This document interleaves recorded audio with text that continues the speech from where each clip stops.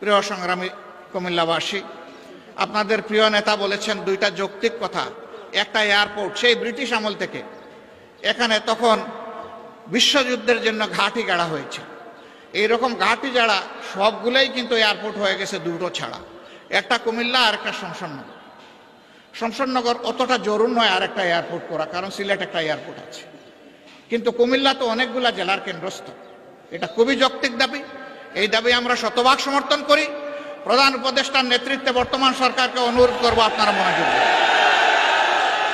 বিভাগ, আপনারা বিভাগ পাইলেন না, আপনাদের কপালের দোষ। আপনাদের জেলার নাম কুমিল্লা।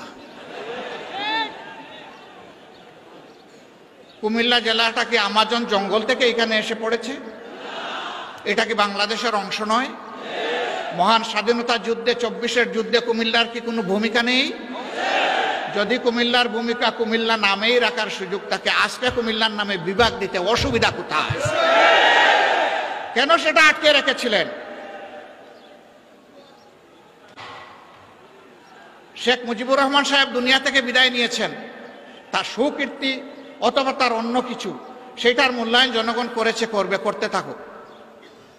কিন্তু আপনি ওই জায়গায় জেদ ধরে আপনি কুমিল্লা বিভাগ দিবেন না, একটা জেলাকে তার নাম ধরে অপমানিত করবেন।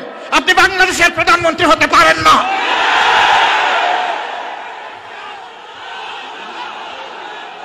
বাংলাদেশের যিনি প্রধানমন্ত্রী হবেন, তাকে বাংলাদেশের প্রতি ইঞ্চি জমিকে সম্মান করতে হবে।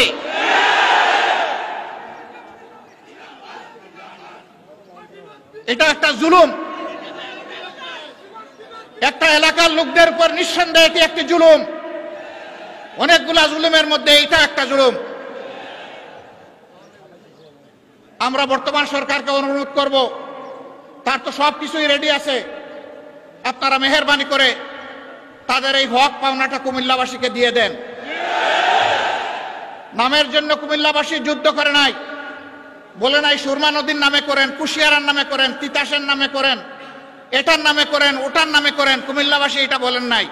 কুমিল্লাবাসী বলেছে আমাদের নামেই, আমাদের পরিচয়, আমাদের বিভাগটা দিয়ে দেন। এমনকি বৃহত্তর নোয়াখালীর লোকেরাও বলেন নাই যে লক্ষ্মীপুরের নামে দেন বিভাগ। তারা বলে নাই যে আপনারা নোয়াখালীর নামে দেন, ফেনীর নামে দেন, তাও তারা বলে নাই। তাহলে তারা যদি কেউ না বলে কুমিল্লার নামে বিভাগ হবে না কেন? এ বিভাগ হওয়া উচিত। বরঞ্চ আরেকটা কারণে হওয়া উচিত, যে একটা নামের প্রতি অপমান করা হয়েছে, যত তাড়াতাড়ি পারেন দিয়ে সম্মানটা ফিরিয়ে দেন। আমরা এমন একটা বাংলাদেশ গঠন করতে চাই, যেই বাংলাদেশে কোনো বৈষম্য থাকবে না। আপনারা সবাই রাজি আছেন, কিন্তু আমাদের স্টেজের লোকেরা রাজি না। কারণ আপনারা নিচে বসে আছেন সাধারণ চেয়ারে, ওনারা দামি চেয়ারে এখানে বসে আছে। তার মাঝে আবার তিনটা দেখেন ডিস্টিংগুইশড, ওইটার হাইট আরো বেশি। আইসা দেখি যে এই তিনটাতে আবার বিছানো আছে, কি বলে জানি, টাওয়াল দেওয়া আছে। তো আমি বৈষম্য বেশি দূর করতে পারি নাই, প্রথমে আমার টাওয়ালটা ফেলে দিছি। আগামীতে এই ধরনের কোনো আয়োজন হলে সকল চেয়ার সমান থাকবে ইনশাআল্লাহ। যে চেয়ার নিচে থাকবে, দেখার স্বার্থে যদি একটা স্টেজ লাগে, তাইলে সেই চেয়ারটাই উপরে থাকবে ইনশাআল্লাহ। আপনারা সবাই রাজি আছেন? আপনারা তো রাজি থাকবেন, ওনারা রাজি কিনা?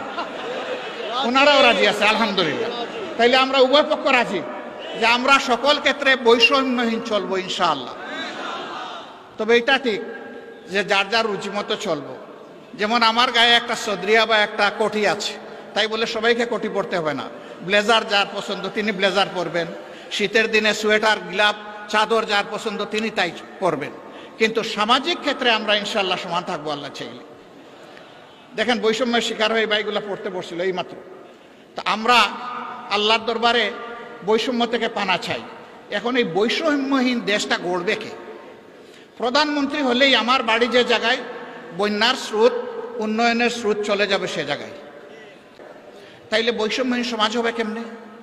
যুক্তি হলো যে সাবেক আমলে আমার এলাকা ছিল বঞ্চিত, এখন অতীতের কাজা কাফারা সব আমার আদায় করতে হবে। আমরা কথা দিচ্ছি ইনশাআল্লাহ, আল্লাহ তাআলা যদি জনগণের মনে ভালোবাসা, আমাদের প্রতি সমর্থন তৈরি করে দেন, তাহলে আমরা এমন বাংলাদেশ গড়ব যেই বাংলাদেশে প্রধানমন্ত্রীর জেলার আগে অন্য জেলাকে আগে চোখ দিয়ে দেখা হবে ইনশাআল্লাহ। তবে প্রধানমন্ত্রীর জেলাও বঞ্চিত হবে না, তারাও তাদের ন্যায্য অংশ পাবে ইনশাআল্লাহ। কারণ প্রধানমন্ত্রী হওয়ার কারণে ওই জেলাকেও বঞ্চিত করার কোনো অধিকার নাই।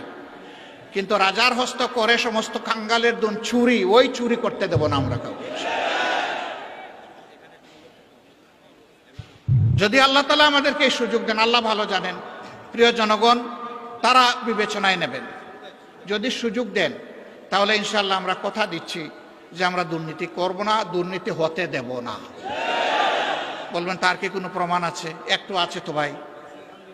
2001 থেকে 6 সাল জামাতে ইসলামের যে দেশপ্রেমিক নেতৃবৃন্দকে খুন করা হয়েছে বিচারিক আদালতে, তারা তো 3 মন্ত্রণালয়ের দায়িত্ব পালন করেছেন। বলেন বাংলাদেশের কেউ কোনো দুশ্মনও আমাদের তাদের হাতে একটু দুর্নীতির গন্ধ লাগাইতে পেরেছে? পারে নাই। কেন? একটাই কারণ, তারা আল্লাহকে ভয় করে। আমরা আশা করব যাদের হাতে আগামীতে দায়িত্ব আসে তারা যেন আল্লাহকে ভয় করে চলে। যদি আল্লাহকে ভয় করে চলে তাহলে আল্লাহর ভয় আর দুর্নীতি দুইটা পাশাপাশি চলতে পারে না। দুর্নীতি তখন দুর্নীতির মৃত্যু হবে এবং সুনীতির জয় হবে ইনশাআল্লাহ।